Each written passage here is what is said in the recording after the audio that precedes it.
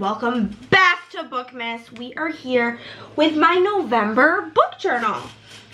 I read a decent amount of books. I read 20.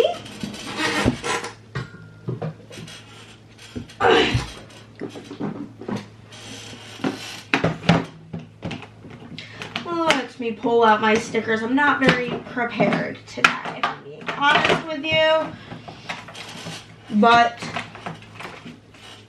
I did, in fact, read 20 books this month, and we're going to go over that all with you right now.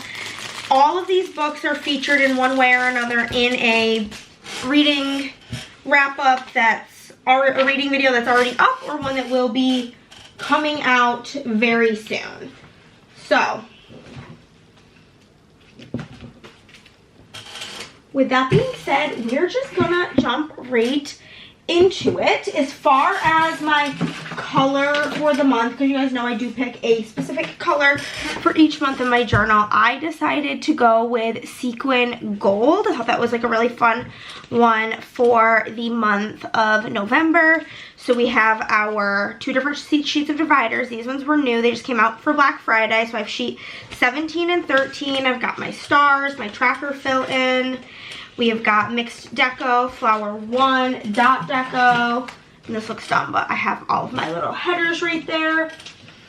And we're just gonna, again, jump right into it with my November reads. I do think that December will be a bit chunkier of a month because I will be working on getting through my Black Friday sale orders, which, if you don't know, I do have a small business, which is always linked down below. Obviously, the Black Friday sale is long done by the time you guys are seeing this, but you can always use code HRR.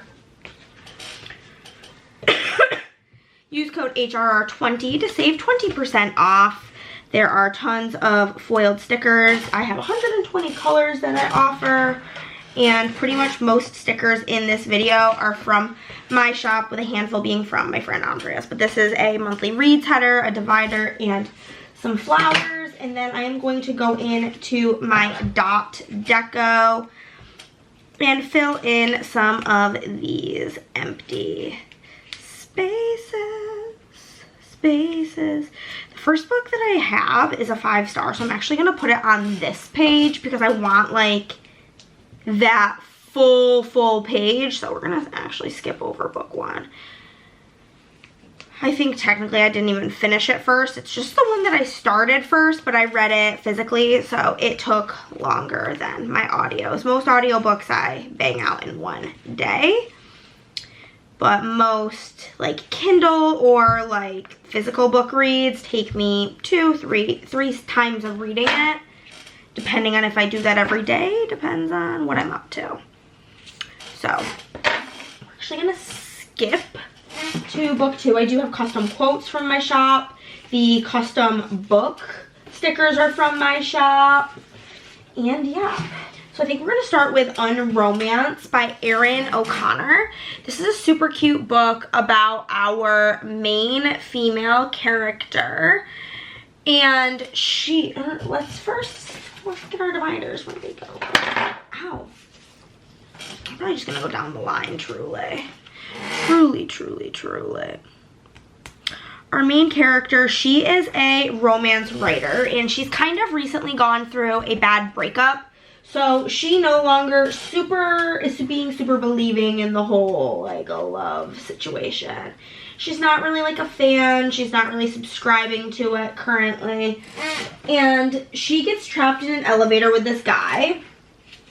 This guy, lo and behold, she doesn't know it at the time, but he is a soap opera actor. And so he has this issue where he keeps falling in love with people way too quick. Like, the big thing like happens, and then he's like instantly in love. And she no longer believes in love. So they kind of, after getting trapped in an elevator together, conjure up this plan that they are going to, what's the word? They're going to fake date. She is gonna take him on all of these like go on all these romantic situations with him. and ruin them to make him no longer fall in love when these things happen. And he's gonna help her come up with a concept for her new book. So, it's kind of where we're at. The quote that I have is, miscommunication, the least popular of all romance tropes, perhaps because it's the most true to life, and it sucks in fiction and in reality. So I thought that was a good little quote. I found this like little fan art of the couple. And then there is like a big scene in IKEA. So we do have IKEA. And then I'm gonna grab the book cover here.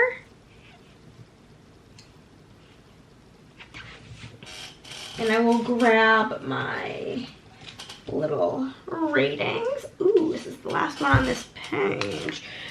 This month I was pretty positive that I did not need a second sheet of stars because my average rating this month was a 3.8, which is really unfortunate, you know. This was a 4-star though. I thought it was a pretty cute romance. I'm happy to have read it. I enjoyed it quite a bit. And then I do have a deco sheet from my shop, of course, per usual. And it is the Kisses deco from my shop in black foil. So we're just gonna toss these in here, some little smoochies. Because obviously they're gonna fall in love. It is a romance after all. But yeah, I'm interested to see what else this author has. I picked this up at a Half Price Books, but it was like an aardvark pick. So let me know if you've read it or if you know anything further about or by this author. I would be jazzed to check out more work by them. But yeah, I thought that the black would be cute because the cover's very like black and red, kind of like neon lights. Then we're gonna move into the Build a Boyfriend project, which is a pretty cute book. Trying to organize some of these stickers. I feel like I currently have no organization for them because I needed to repurpose the binder they were in. So I do fear that everything is everywhere. Okay. I thought we had like an even smaller size, but apparently not. Must have used them all and not repurchased them, I guess. This is too long for that. Okay. So the next book we have is the Build a Boyfriend project by Mason Deaver. The quote I just have says, iced Americano, iced Americano. Basically, we have these two guys in this book, and this is a male-male romance. One of them is a writer for a newspaper. I keep comparing this book. I am going to be using the writing deco from my shop in gold for this. Using a rock climbing and an iced Americano. So you know what I'm doing. But basically, I keep kind of like comparing this book to the movie 27 Dresses. I don't know if y'all have seen that movie, but that movie was like an all-time fave of mine for a very long time. I still quite enjoy it. But basically, our main male, like the first main male character, he is a writer, and he kind of doesn't love the type of stories he's being forced to write about at work. So he also is not loving his job. He works at a company where he keeps getting passed over for promotions, and he also works with his ex, and it's kind of just like a very messy situation. And he ends up going on a date because he's trying to get over his ex with someone his friend set him up, like his friend and his friend's friend, like they both had like single gay friends, set them up on a blind date. The date goes disastrously wrong. It goes horrible, like food is spilled on each other, on their phones the whole time. It's just like a really bad date. So they end up deciding to go on another date, but our main guy is kind of on a mission. He is going to be writing a story, and he's aware, like the other guy's aware that a story is being written about him, but he thinks that the story is about him being bad at dating because he came out late, because he didn't grow up somewhere where it was really acceptable to be gay, and so on and so forth. So he's really like behind on dating. Whereas, yes, that that article is being written, but he's also simultaneously writing an article about like how pathetic he is, essentially. So as they go on these like different dates, different experiences, because the guy who's, I only remember his name's Peter, and I only remember because his name's Peter Park, and they make a lot of Spider-Man jokes. But Peter thinks that they're going on all of these little fake dates as ways to teach him how to date. And so when the wrong article gets published and Peter finds out, it's bad news bears, and there's a lot of hurt feelings and sadness. But it was pretty cute. I gave it 3 stars. Next, we'll move into one of my only 2 5 stars for the entire month, which is horrible. But it is Caught Up by Liz Tom Ford. I am obsessed with this series. I've got my 3 quotes right here that we will go over. This is a single dad nanny sports romance. So it's simply, the only thing it's missing is cowboys to be all of my favorite things. So, but in this book we have got Kai and we have Miller. And Kai is a single dad, and he's in the MLB for Chicago's MLB team.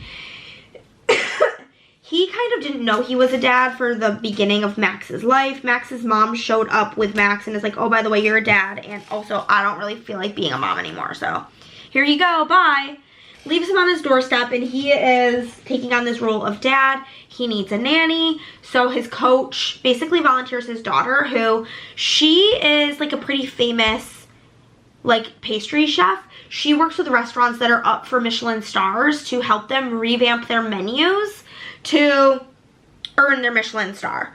So she kind of has like baker's block, essentially, where she's having a hard time coming up with recipes and is taking the summer off. So her dad volunteers her to be the nanny for Max. Kai is not excited about that, but you know how it goes. The quotes we have is, this one I put very diagonal, but it is what it is.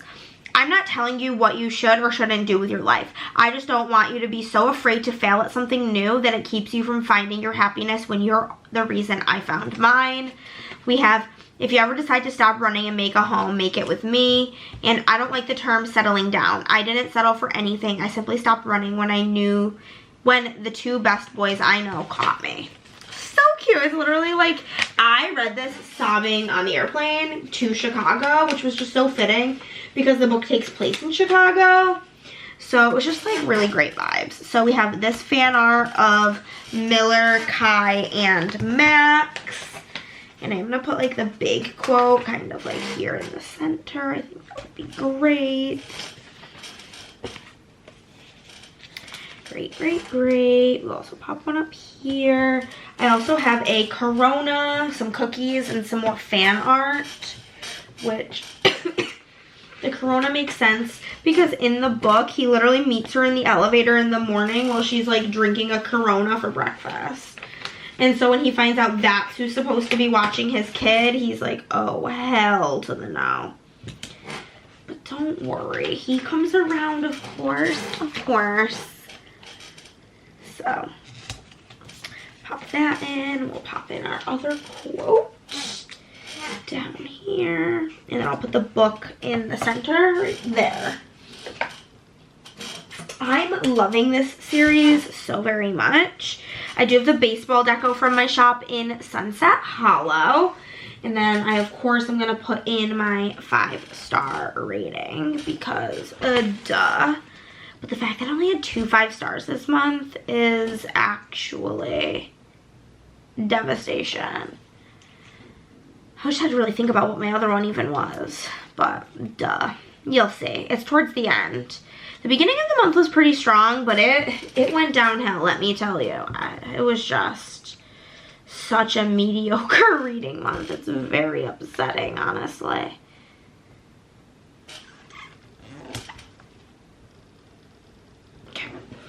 our little home plate there, and then we'll toss in the rest of this deco. This is, again, the baseball deco sheet from my shop. Because he is in the MLB, it only makes sense to use it. Oh my gosh. Y'all, the day I am filming this, I am freaking pooped. I'm filming this on Cyber Monday for reference, and it's just been a long weekend between the holidays, and then I went to an event. I went and helped at my friend's business. I've just been going, and I'm ready to stop it. And last night, me and my husband stayed up so late watching the new season of Stranger Things. Because of, like, life and work and the holidays, we hadn't gotten around to it yet. We were, like, starting to, like, almost get spoiled. So we were like, oh my god. So we had watched one episode on Saturday night. And then last night we watched an episode, and then we're like, well, let's watch another one. And then we're like, well, there's only one more. We might as well just finish it. And so, naturally we did. But that is caught up.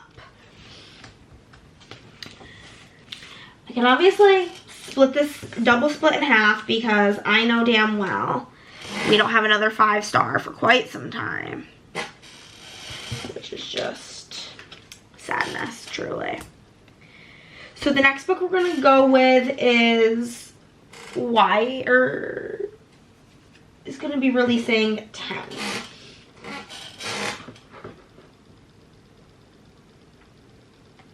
Yeah. So the quote I have, oh, I did not realize I don't think I have any in this box either. Oh my god. Oh my gosh. It's literally fine. I have plenty of things that'll fit on.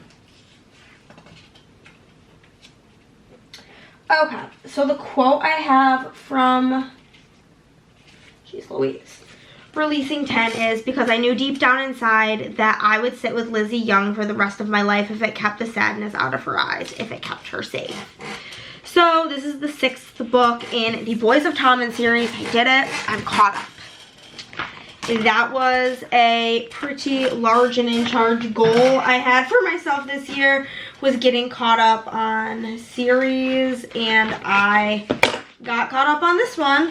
So this is book 6. This is the start of Lizzie and Huey's story. And they are my second least favorite couple. So just bear that in mind when I'm going over it. They are not a favorite of mine personally. My favorite couple in the series is Claire and Gibbsy. And Lizzie is so mean to Gibbsy that, yes, I understand that Claire is dealing with a lot, and that is why she behaves the way that she does. But, like, her behavior is just so bad towards him, and it's just heartbreaking to me. But this story, I'm sure anybody who is even considering reading this book knows that this book involves childhood SA. Go into it with extreme caution. Read your trigger warnings, and if that's something you cannot handle reading, which is rightfully so, it's horrifying, do not read this book. But we get her story and as to what makes her her, and I don't really have all that much further to say about it. I am going to use the star deco from my shop. I understand people, this is fan art of them and then a girl in a mental hospital. I understand the people who are angry that this book exists. I do think that that is extremely fair, an extremely fair assessment, but I can also understand.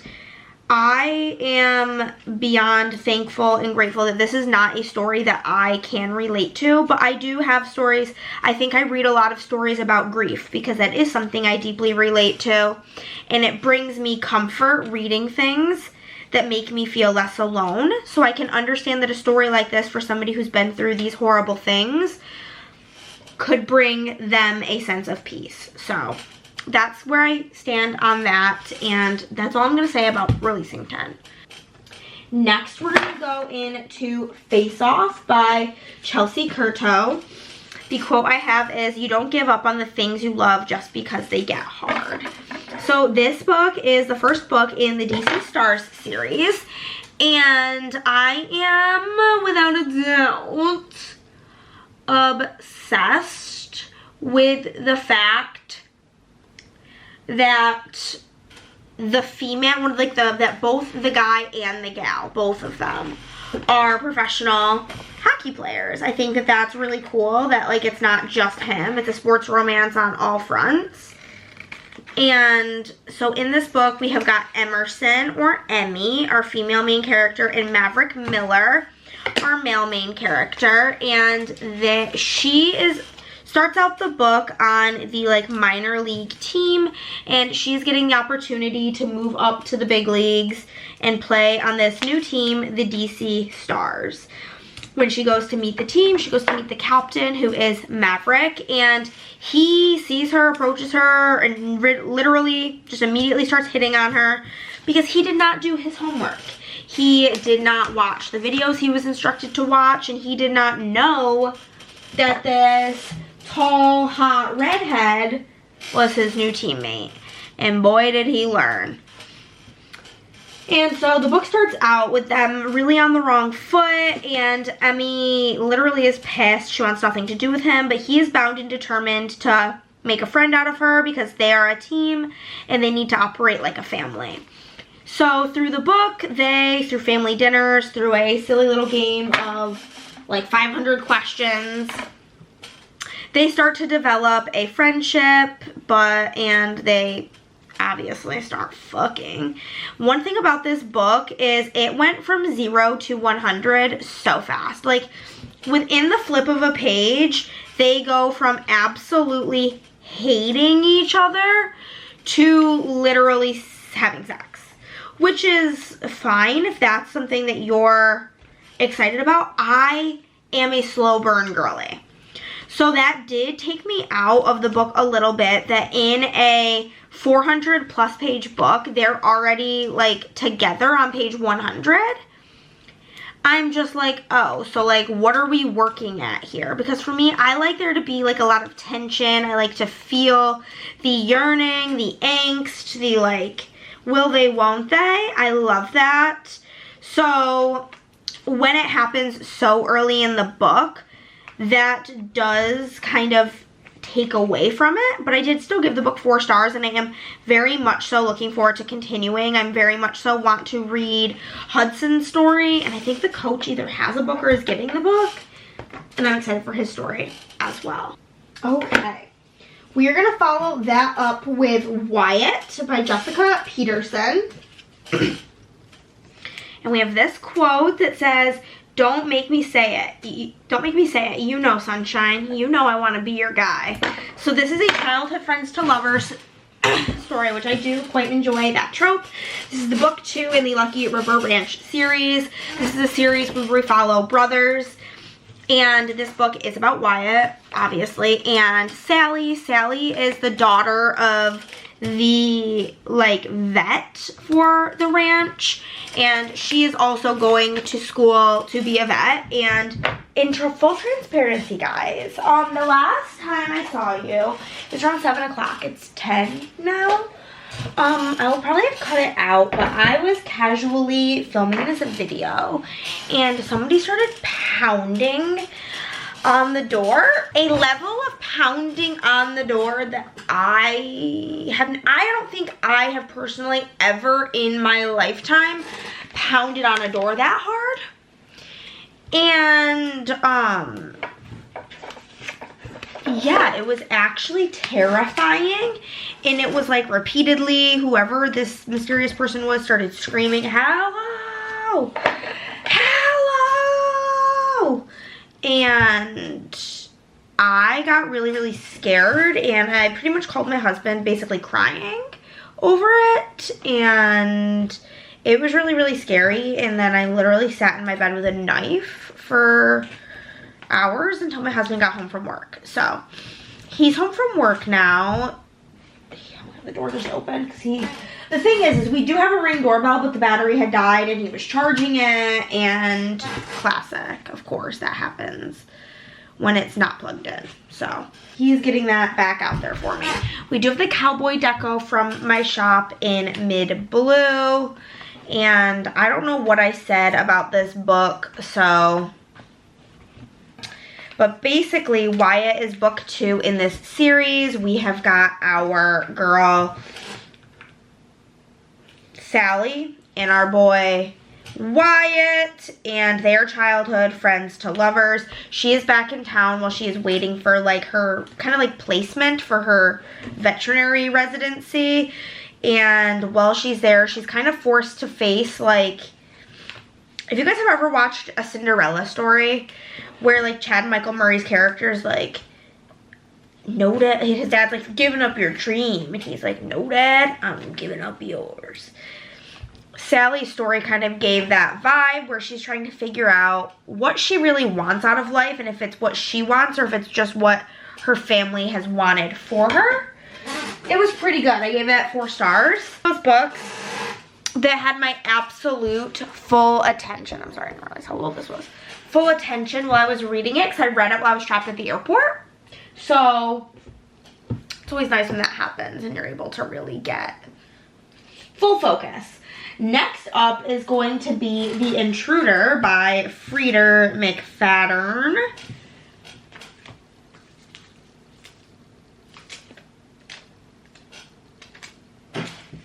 Yeah, I'm missing one of the box sizes. I forgot to order it. It's all good. This like fits fine on here. But the quote I have is, everyone's brain works differently. Just because the teachers don't explain stuff to you in a way you understand it, that does not mean you aren't smart. So, how does this go? Oh, they went to Face Off. I can toss a puzzle piece up in here. Why not?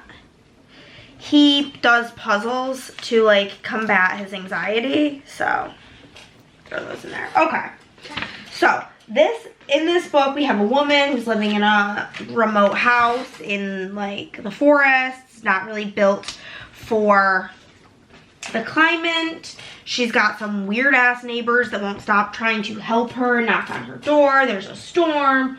A girl shows up in her house, and I don't want to say too much because it is a thriller, you know? And I feel like thrillers tend to, like, you want to keep it kind of a secret. I accidentally foiled these in the wrong color, so we're going to go with the crime stuff, even though it's not particularly what I meant to go with this. There's also like a storyline regarding hoarding, so I do have like a hoarding house situation. But a girl knocks on her door. She's like, clearly something has happened. She's got blood on her, but she's being very secretive about what happened, and we're getting like a past present timeline.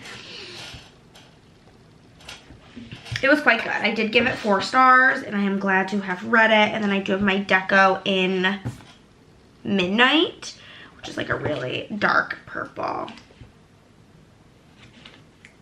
I listened to this one on audio. So we're just gonna throw these bad boys up in here. This one's kind of large and in charge. Larger and in charger than I wanted it to be. So I'm just gonna toss that. Don't really have the space for it. Okay, but this looks pretty cute. I'm just gonna put in some of the dots. I always find it hard in these videos. Like, I don't want to say too much. I feel like even just like a quote for a thriller feels kind of spoilery. So, not this quote in particular, but they can be. It's like, the point of reading a thriller is to be like surprised, to be shocked by the reveals. So I just don't want to say too much about this one. We have this down here, some dots, and then this will be that. Moving on. Again, we can very confidently separate these into 4s because we had so few 5 stars this month. Which is, again, quite saddening. And I'm not, like, I'm a very generous rater. I'm not very picky about my 5 stars, so that's just also to add into here. Next up, I read When She Returned by Lucinda Berry. And the quote that I have here is, once you've told a story so many times, it just becomes the truth. So this book was really fun. This was told in 3 points of view. We have got Amy, I think. We've got the daughter, her stepmother, Meredith, and then her biological mother, Kate. And the mother, Kate, went missing like over a decade ago in a Target parking lot, never to be seen again. Like, they eventually declared her dead. She has like a headstone, all of the things. And the dad spent a lot of years really pining after her, like trying to find her and figure out what happened. It was like really bad. People thought that he was first, like, you know, the stereotype of it's always the husband. But eventually he did get remarried to Meredith, and nothing nefarious there, just like that is part of the story. And then when the daughter's like 16, I think she was like 4 or 5 when her mom went missing, they get a call from the FBI in like Montana or something. Yeah, Montana. They live in California. They get a call from the FBI that her mother is in Montana, alive. So they go there to get her, and you're getting her point of view is in the past, and we're kind of getting the story as to like what happened to lead her to that day. And this book, I feel like it's important to go in knowing that it is like a culty book, like big topics of cult are in this, and if you're not somebody who enjoys a cult story, you are not gonna like this book. However, I am somebody who loves a cult story, so that was like why I picked this book up, because I do quite enjoy those types of stories, and I did really, really enjoy this one. And I highly, highly recommend it. I think it was amazing. Fantastic, wonderful, and I had a stellar time with it. I read this right after finishing Wyatt on the plane ride home when I was after being trapped at the airport all day. So it was a good one. After that, I read my least favorite book of the month, People Watching, by Hannah Bonham Young. I think this is potentially the worst book she's written. It was really, truly pretty bad. And so, you know, we will put in everything from that. I do have a quote here. I know this quote is really tragically big for me not having the right box. I can't believe I don't have any of that box size. I think I'm just gonna have to put it on here and then like put the book on the other side maybe.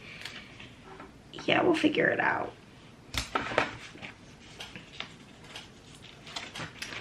Just do these, cut it, and then layer it to make it a smaller box. Good enough. Okay. So the quote I have is, you can't decide someone doesn't have a seat. You can decide someone has a seat at your table without hoping they starve. So this is about our main character, Prue, and our main guy, Milo. And I'm going to be using this car that has like a bunch of really shitty bumper stickers, which like is kind of like a joke throughout the book that's like his car. And so in this story, we've got our main character, Prue. She's 25, a 25-year-old virgin living at home. This is all like very highly repeated information throughout the book. Yeah, so she is a virgin, and we have got Milo, or no, not Milo. Is that his name, Milo? I think his name is Milo. He is your extreme stereotype of a bisexual person who, like, he slept with, like, 200 people, and he's just, like, floozy, and he's gonna teach her all about sex, but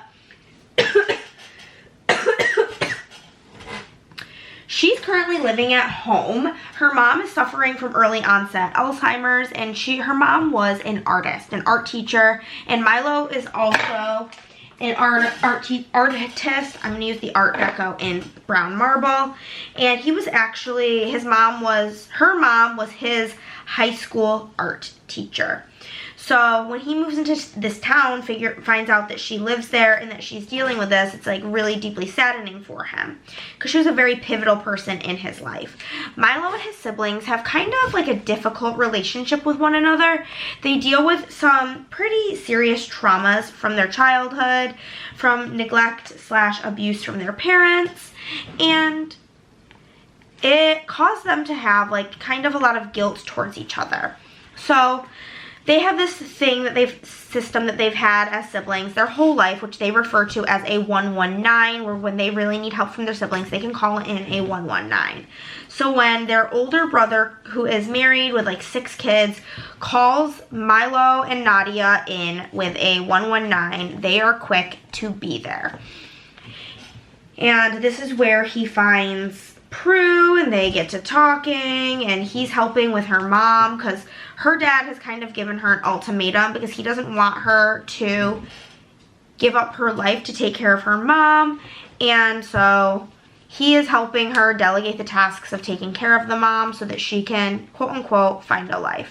There was just so many problematic things about this book that really pissed me off. The third act conflict of this book was just handled so poorly. Every choice that was made was just really bad. And the only reason I'm even keeping this book in my collection is because I do intend to continue the series, because book 2 is about Nadia, who was my favorite character. You know? Next up, I read a 3-star read of Meet Me in the Margins by Melissa Ferguson.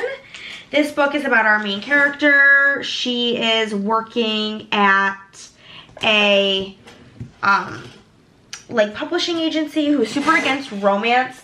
The company kind of resides inside of a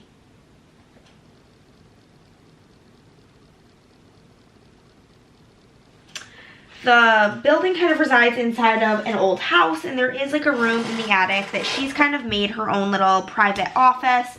And one day she finds her manuscript in there for a romance novel that she's been working on, and it appears somebody has found her hiding spot and has edited her manuscript. So when she has a meeting with a romance like publisher, they basically tell her, the lady she's meeting with basically tells her that she's about to retire, and if her manuscript had been edited, more of the manuscript basically had been edited, then she would be willing to pass it on to the next in command, but because it's not, she's gonna have to pass on it. So she asks her, well, what if I can get it edited? And she's like, well, then we'll see. So she enlists the help of this mystery person. Well, simultaneously, her boss's son has started working in their office, and they've become having like kind of like a flirtationship. And so she has a crush with both this person editing her book as well as the boss's son. Obviously, it's very obvious they're the same person, and it was just okay. I gave it 3 stars. I have the writer deco in gold, and the quote I have here is, waiting impatiently for something that will inevitably happen either way is a waste of time. Enjoy the journey, not just the destination. But it was like an okay book. I do enjoy books about authors and books about books, but nothing about this like stood out or was special. It was very much so like just an okay book. It very much falls into the category of that's a book that I've read. Am I ever gonna think about it again? Nope. Am I mad that I read it? Also no. It was a cute little book while I was reading it. Glad to have consumed it, but it's not going to stick with me in an incredibly large amount. You know what I mean? Jelly bean? So, due to that, we are going to rate her 3 stars. But for me, a 3-star usually is a pretty good rating. My next book is my... no, it's not. The next book that I read was Night Watching, and The quote I have here is, maybe bravery is just enduring. Maybe bravery doesn't exist. All there is getting through it. So this book was quite disappointing. It was I'm happy about it 3 stars. This was a disappointing 3 stars because the start of this book was so incredibly strong. So in this book, we have our main character, and it's this mother, and we find out pretty early on that her husband has passed away, and she is raising her kids, and she hears a sound outside of her room, and at first, she's pretty convinced that it is just her daughter. Her daughter is known to sleepwalk, and so that's kind of just what she thinks is happening. However, then she knows obviously the anatomy of her house. They live in quite an old home, and she hears somebody hit their head. Obviously, her daughter is not old enough to be hitting her head. So she knows that there is an intruder. She gets her kids and she gets them into this like hidden compartment that they have in their house, and they are hiding essentially from whoever this could be. It is a dark and stormy night. It is snowing. It is spooky out there. And the mom eventually, after being in there for hours being taunted by this person, finds an opportunity to escape the room and go get help. All sounds great. And that whole part of the book was. But once she finds help, it turns into this like crime drama where the police literally don't believe anything she says, and everything is just a big fat case of, we've got the mystery deco here in navy. Everything becomes this big case of she is just a mentally ill woman and she's an unfit mother and XYZ. Her father-in-law is like doing everything in his power to stop her from even speaking to her children while she's in the hospital. And she's trying to like recollect everything that happened while literally being gaslit by everybody, to the point that she's starting to question her own memories. And that kind of story really irritates me. And I think it's harmful for people to not believe people's stories like this when something horrible happens, and to just want to stick them in a mental hospital. So I hated that it took that turn. I wanted it to be this like super intense, like them being trapped in this room for the whole book situation, because that part was so good and so intense that it just really irritated me when we got to the part of them exiting the room. Not because I was glad that they were safe, but because it became so boring at that point. That was my chair, not a fart, just so you know. Again, we can confidently just split her in half because we've still got 1, 2, 3, 4, 5 more books until we get to another 5-star. The next book that I read was probably my most controversial reading in review. Take this with a grain of salt. If this is your favorite book. It wasn't going to be for me. Nobody ever thought it was going to be for me, but I wanted to give it a shot, and that is Mistborn. The quote that I have is, "Our belief is so often strongest when it should be weakest. That is the nature of hope." This is a fantasy book that has a magic system that involves consuming metals. There are people who can consume metals, and consuming the metal helps them wield some sort of power, each metal being like a different power. Like iron you consume iron and then it gives you a certain power, so on and so forth. Most people who are able to do this can only consume one type of metal, and they are called a mistling. And then there is a group of extra special people who can consume all types of metal. If you're able to consume more than one, then you're automatically able to consume all of them and wield all of these powers, which our main girl, Vin, is able to do that. Typically, it's just people of noble stature that have this ability, though she is not, and she does. I've got my fantasy deco here in pink tie-dye. So she and her band of misfits are all essentially working together to take down the Empire. through any means necessary. I just personally did not vibe with the writing style, and that is just like a very personal preference. It is something that I am not a series person in general. I struggle I'm not a fantasy series person. I'm cool with like a romance interconnected standalone, but in like a fantasy standalone such as this, I find myself so bored. I need like the resolution and the whole plot to take place over one book, and that's just not something you're gonna get. I need to deeply care about the characters, and though I've been told by multiple people what I'm looking for out of these characters' stories does get developed so deeply in the later books, I don't care to continue. I gave it 2 stars, and as a refresher, a 2-star in my book is not for me, but maybe for others. And that is truly how I feel about that book. Okay, after that, we began our holiday reads for the year with Nick and Noelle's Christmas playlist. Again, this is one I don't have the right size box for, but I think it'll fit on here. This is book 1 in a series where I accidentally read the middle book first. This is Childhood Friends to Lovers, and the quote I have is, "Losing people she loved was her biggest fear, yet she knew at times she pushed them away anyway. She should have been better to Gabby, but she was too caught up in her own grief at the time." So this is about Nick and Noelle, naturally. And Nick is in the army, and he is getting out of the army actually at the beginning of this book, and he's coming home. Like, he has his girlfriend Gabby, and they're ready to start their life together. Turns out Gabby has essentially been cheating on him like this whole time. So they break up. Noelle and Gabby already kind of have a difficult relationship with one another, which stems from a few different things, primarily being I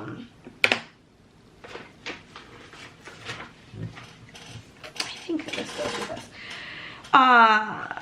this. Their relationship issues strike from like literally high school. They've kind of had issues with each other since then, and they do have a mutual best friend, and they're in the middle of planning her wedding, and it's like a lot of drama between the two of them. So when they're out for the night at like a bar, and they see Gabby making out with the guy that has been kind of Noelle's fuck buddy, for lack of better words, Noelle makes the decision to try to like get revenge on her by walking up to Nick, and they just start making out. And it turns out they decide they're gonna fake date, but the thing is not much about it is fake, because they've both truly had feelings for each other this entire time. It was your typical friends to lovers romance. I gave it 3 stars. It did not reinvent the wheel in any way, shape, or form. It was just kind of there. It was fine. Nothing to really write home about.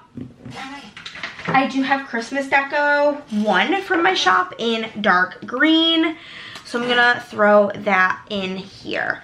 But yeah, their story was sweet enough. It's one of those things where Nick's family really was there for Noelle, because Noelle's parents died when she was quite young, which did add to part of her drama with Gabby and why they did not like each other and the issues between the two of them. But it was just fine. It was one of those books where I read it and then I almost immediately, every thought about it left my brain.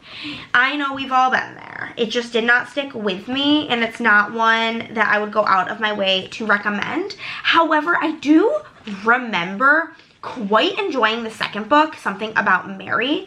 However, it could have just been a, like, I gave it a good rating at the time because I read it when I was new into reading as an adult. So I don't really know. I do have the third book and I will be reading that. So keep your eyes peeled for that, because it will be in a reading, they'll be in the same reading vlog actually. Next up is another Christmas book, and it is Merry Christmas, You Filthy Animal by Megan Quinn. This is book 2. in this series, and I gave book 2 3 stars, which is a bit disappointing because I loved book 1. But I don't know, it was just one of those books where I just did not give a shit about the characters. And the quote I have is, "And then I got to know you. I saw myself in you. I saw how well we meshed, how I felt comfortable around you, and I immediately knew this is my person." This is about Max from book 1, and my 5-star is coming up, so we're gonna have to do that on the next page. And Max is kind of like being annoying essentially to his family. It is, oh my god,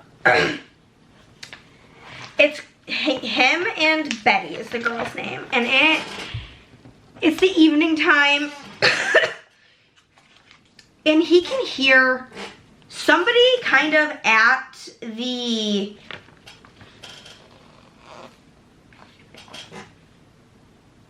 okay. He can hear somebody at the farm near theirs outside, like, talking. And he's convinced that whoever this is clearly is out to get him. And so he is kind of trying to, like, really get his family on board. Like, oh my god, what's going on? We gotta figure this out. And his family's just like, dude, calm the F down. You're being obnoxious. Go to bed.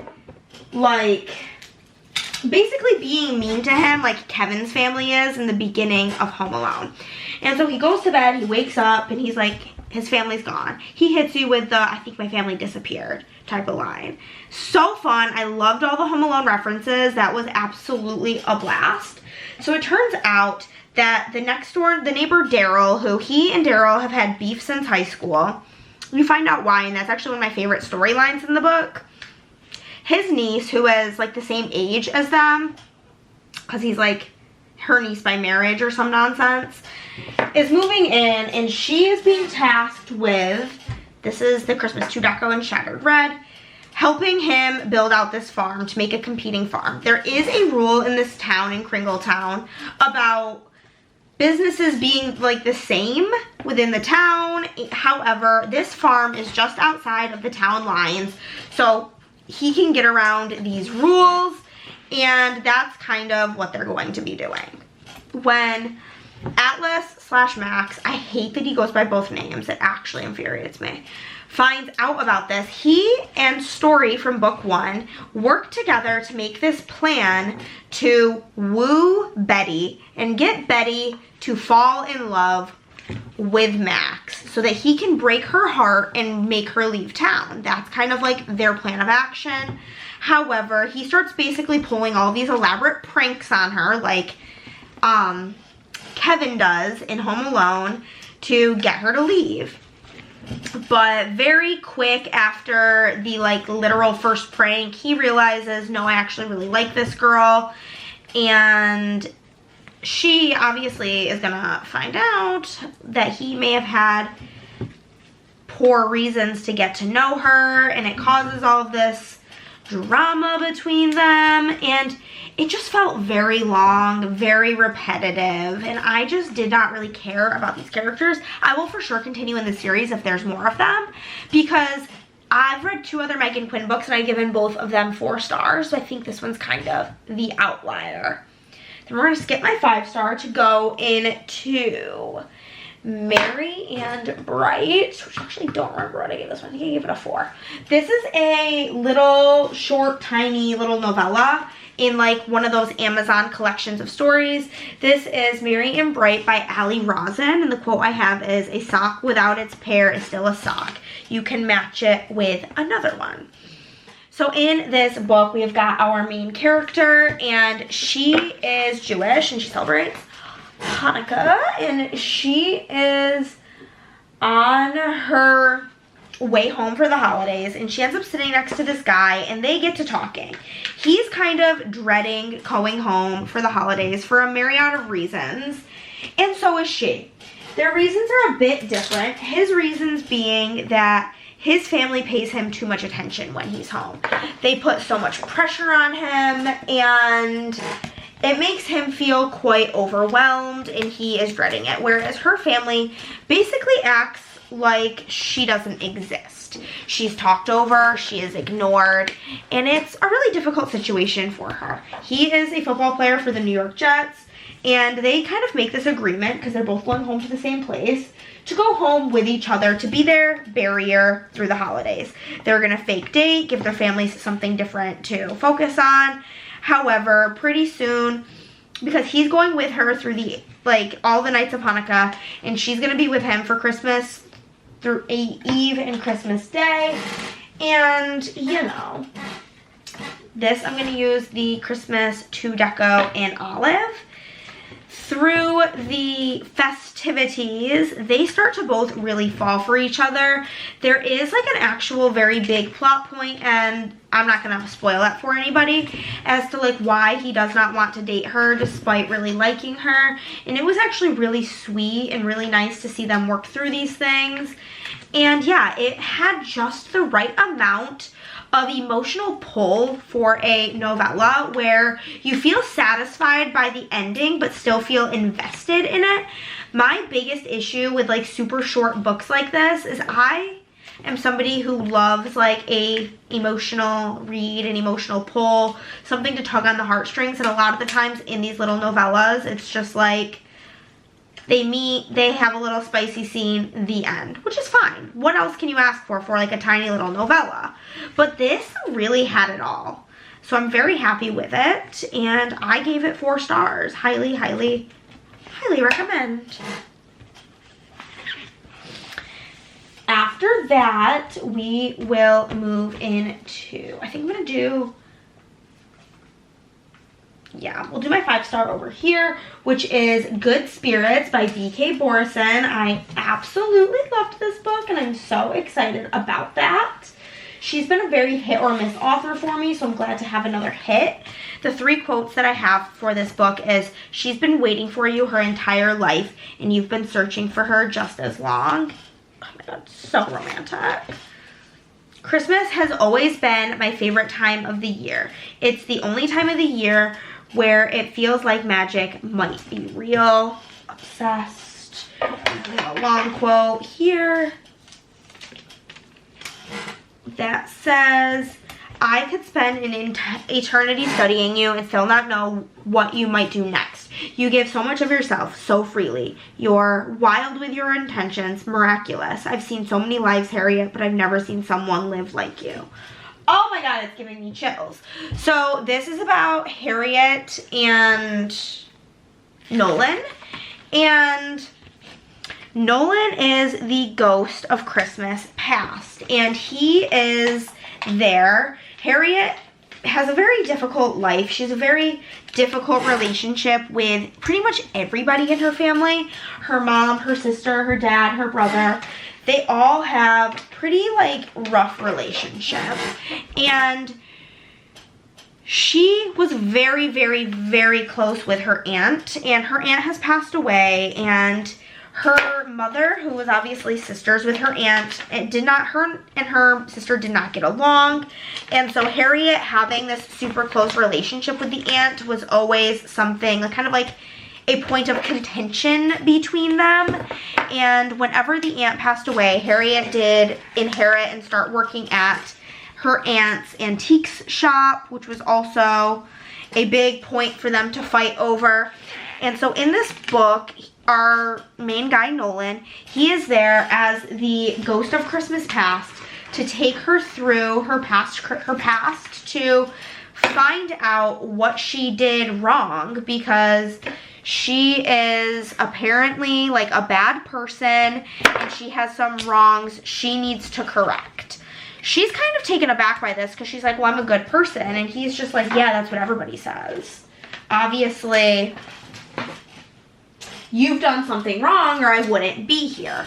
So through the book, they start visiting Harriet's memories. And as they're there, Harriet's like, yeah, like, I took this little toy from my mom's office and she yelled at me, but like, I don't feel bad about it. My mom sucked. Like, I was just a kid who wanted to have fun, and my mom was mean. I distinctly remember she took the toy back and broke it. Like, I'm not really sure how that constitutes me being a bad person. I lost my stars. but whatever. One last place to check would be back here. No. Okay. Well, I guess we're switching to gold stars. Stars, because I can't find the gold stars. I don't know, very weird. Okay, but I did give this 5 stars, so he's taking her through, and he even is like, yeah, girl, like, I don't know, like, I don't feel like you've really done anything wrong either. He goes to speak with his boss, Isabel, and she's like, no, you're there for a reason, figure it out. So he's like, okay, I'll try to figure it out, I guess.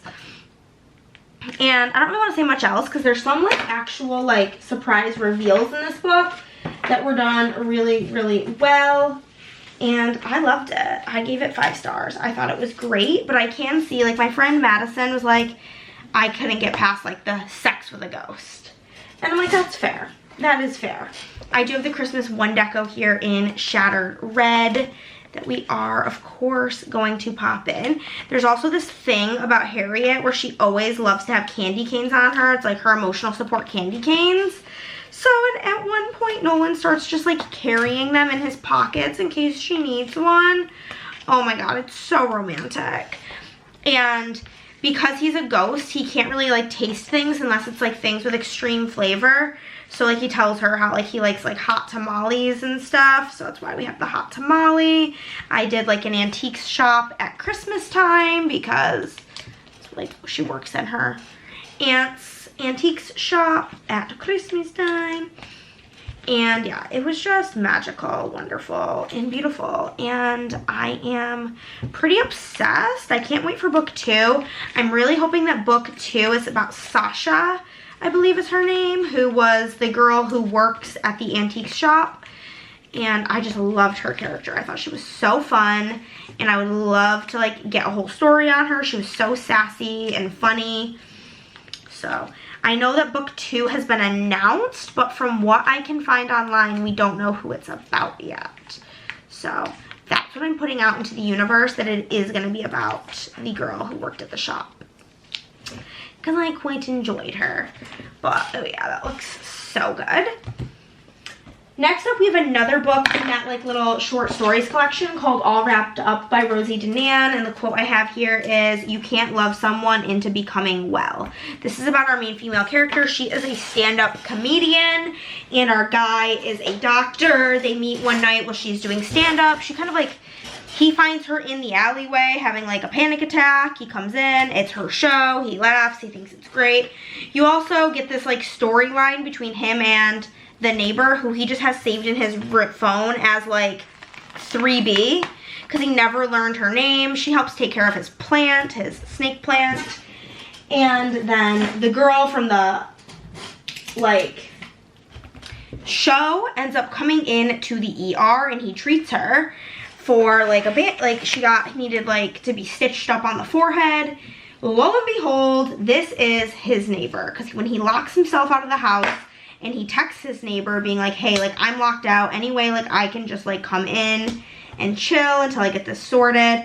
When she opens the door, he's in shock, and it's just, they hit it off from there. And I gave it 3 stars. It was, like, fine. I definitely did, it did not have the emotional beats that book 1 had that I was looking for, the other book that I read in this series. But I do have that Christmas one deco here in ice. Also, shout out to the Goodreads user.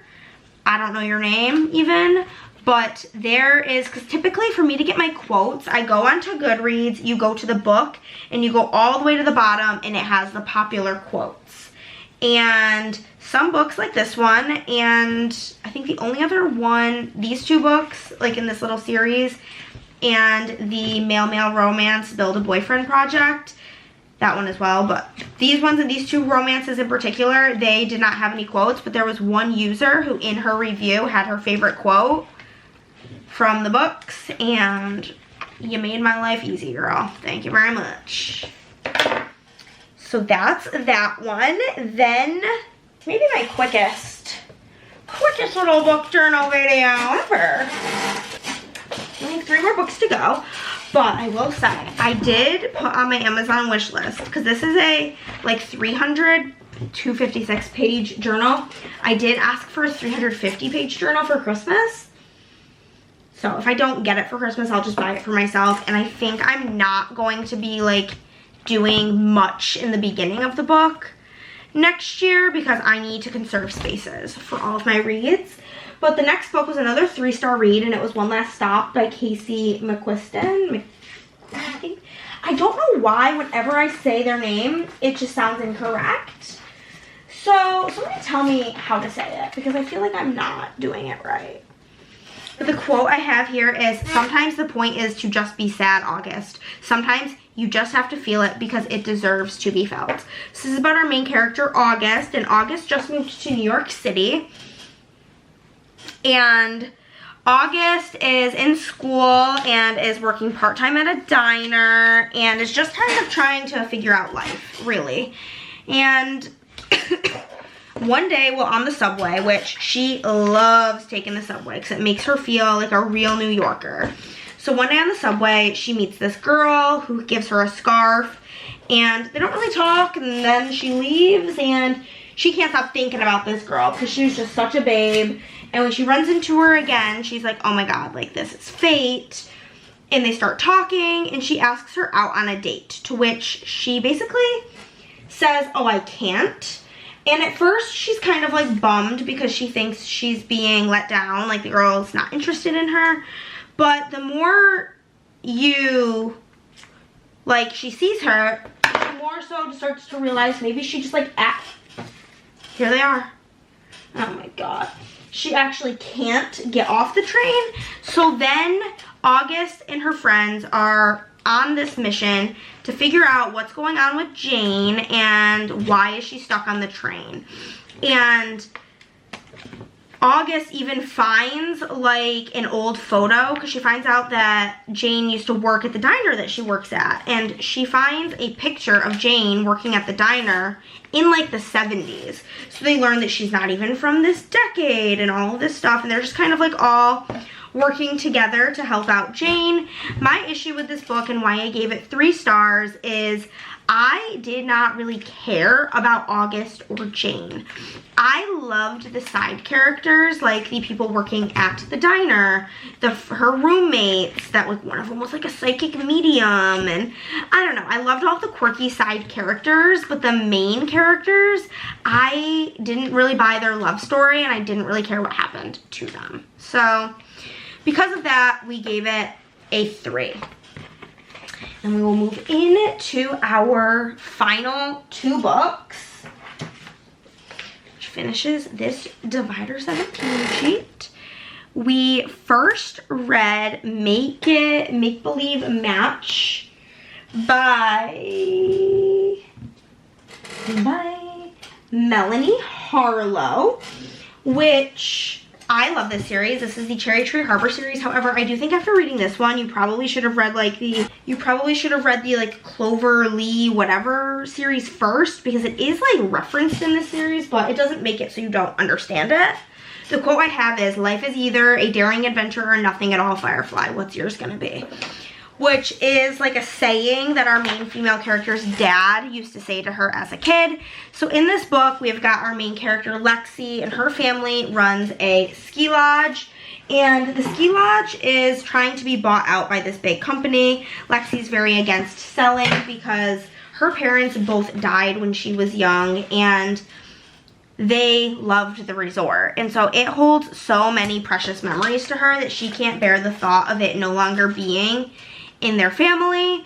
And so she puts up this big fight to not sell.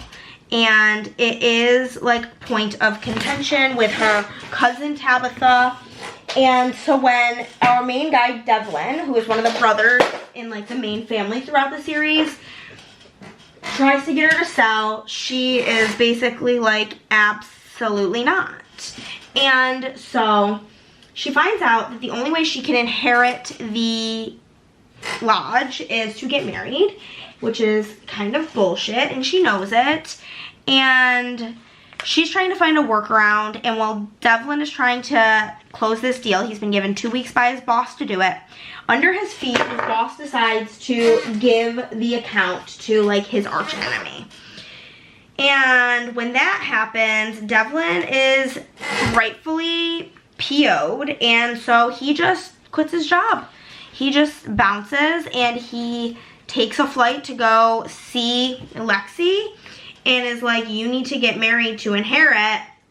Let us get married right now. Like, let's go to Vegas tomorrow, get married.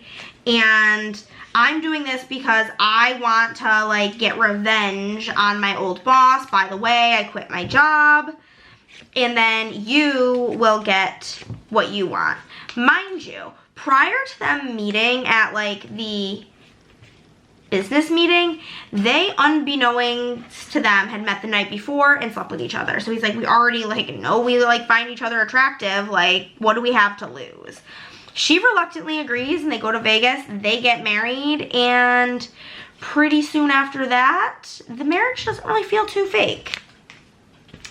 And I gave it 4 stars. I don't know why I just gave it 3 on there, but it definitely got 4. I think I was thinking of the next book. The next and final book that I read this month is The Matzo Ball by Jean Meltzer. The quote I have is everyone was always so quick to offer advice, nobody just came over and did the laundry. This is about our main girl, Rachel, and she has chronic fatigue syndrome. It's like a big part of the story, as well as she's Jewish, and she has a secret job that nobody knows about, and her profession is that she writes Christmas romance novels. And she doesn't really think Hanukkah is all that magical. And when her company decides her like management decides they're not going to re-sign her contract because they want her to start writing Hanukkah novels, she is forced to really face the music about Hanukkah and find things beautiful about it. And that involves going to this ball that is being held by Jacob, who is her, like, arch enemy from when they were 14 years old, or 12 years old, and he broke her heart. And she is volunteering at his, we do have the Hanukkah deco in Pixie Blue. She ends up, or her family is hosting him for Shabbat, I believe. Correct me if I am wrong. And while he is there, he tells her that he doesn't have any more tickets to the ball, but she can volunteer if she wants, like, a chance to go, because volunteers get tickets. So she's like, okay, I'm going to volunteer. She doesn't tell him about her chronic fatigue syndrome because she doesn't want to be seen as weak. She doesn't want people to not believe her, which is something she's faced a lot with this invisible illness, is because people can't see it, they don't believe it's real. And so she pushes herself way too far. He's pulling pranks on her because that is something they used to do back in the day. And he thinks it's like a way to salvage their friendship. But really, he's pushing her to the point of, like, no return in terms of her chronic illness.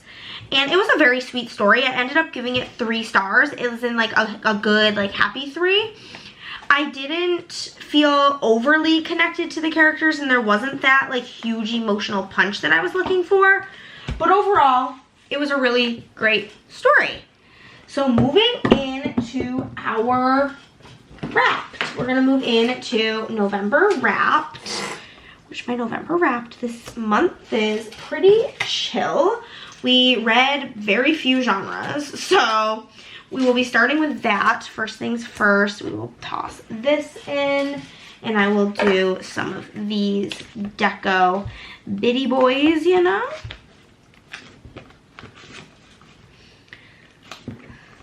You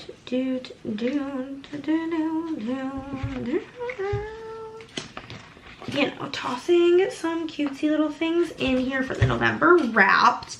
And of course, we will start with our genres, which was mainly romance, if I'm being so honest with you. And I'm going to do romance at the bottom because I don't know how many, like, rows of it I'm going to need. So we'll just do it at the bottom.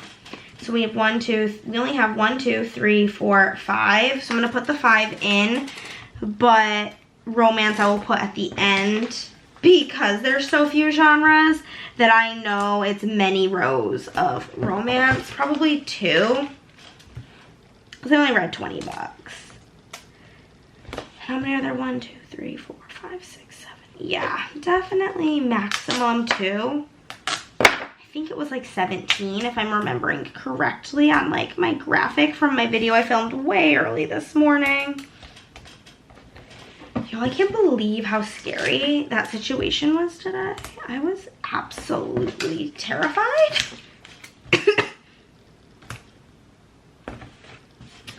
Okay, so we have LGBTQ, thriller, fiction and fantasy, and romance.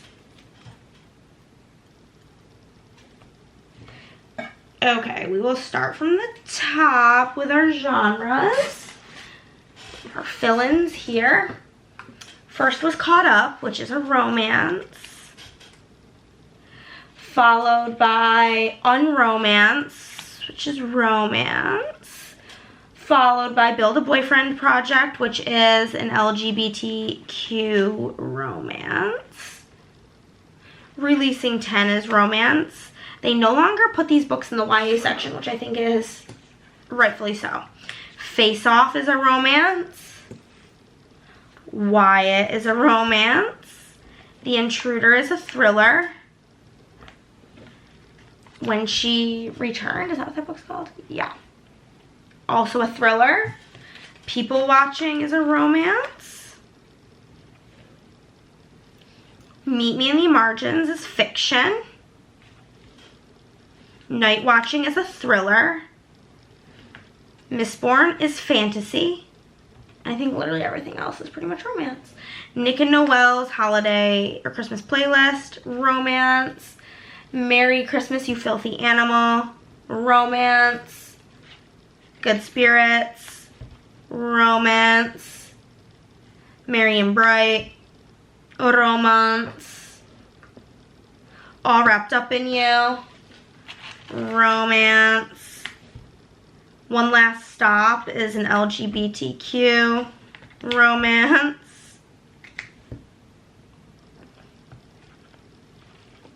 Make Believe Match, a romance. And then literally we need one more row for our final book, The Matzo Ball, which was also romance.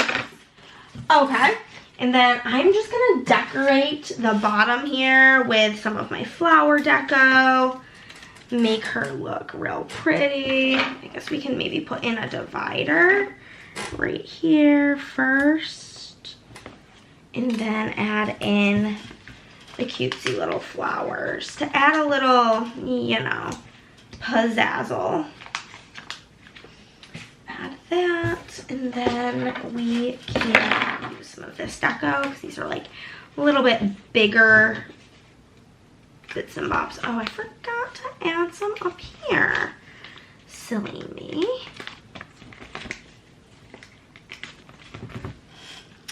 Okay. So I think that's pretty cute here for the genre wrap up.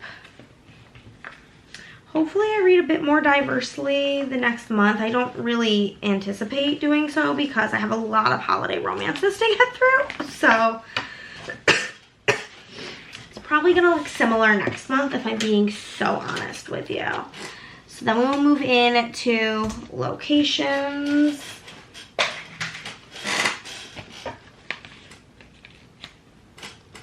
Toss the heart there. We'll do a star and a diamonds. Cute. How many do we have here? 1, 2, 3, 4, 5, 6, 7, 8, 9, 10, 11, 12, 13, 14. Easy peasy. We can get all 14 in here for sure. 1,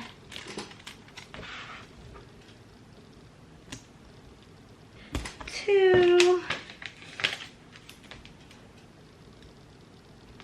3, 4,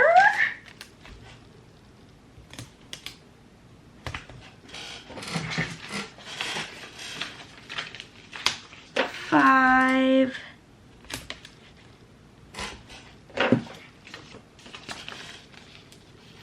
6,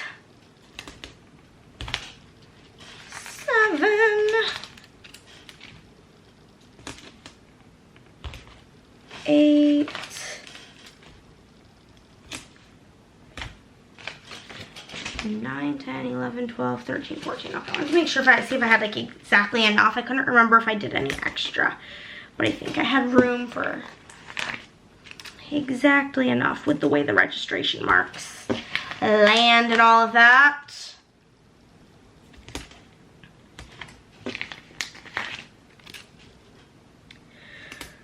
If you guys watched the new couple of episodes, at the time of filming this, the first 4 episodes of Stranger Things dropped, and I finally watched them. I didn't watch them the day that they came out. I watched most of them yesterday, and now I just so deeply want to start the show over from the beginning. And then I'm just going to throw in like a chunky divider at the bottom. I think that looks quite cute. That'll be that, and then we can throw in our different locations. We've got Illinois, California. Wow, this is diagonal. It's fine. Ireland, Maryland, Texas, New Hampshire, Montana, Canada, Tennessee, unknown, Idaho, Colorado, South Carolina, and New York. Okay. Then we'll just go through all the books with where they're located. Caught Up takes place in Illinois.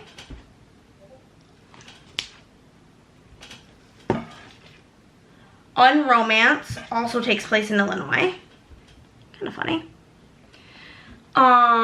Build a Boyfriend Project takes place in California.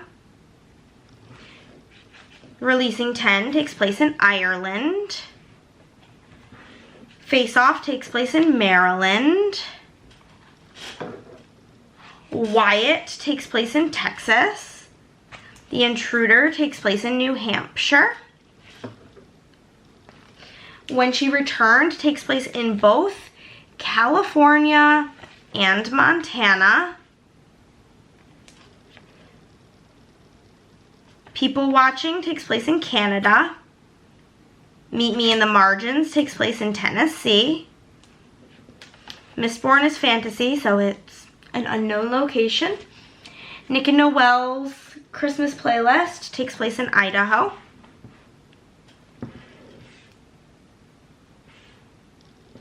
Merry Christmas, You Filthy Animal takes place in Colorado. Good Spirits takes place in Maryland.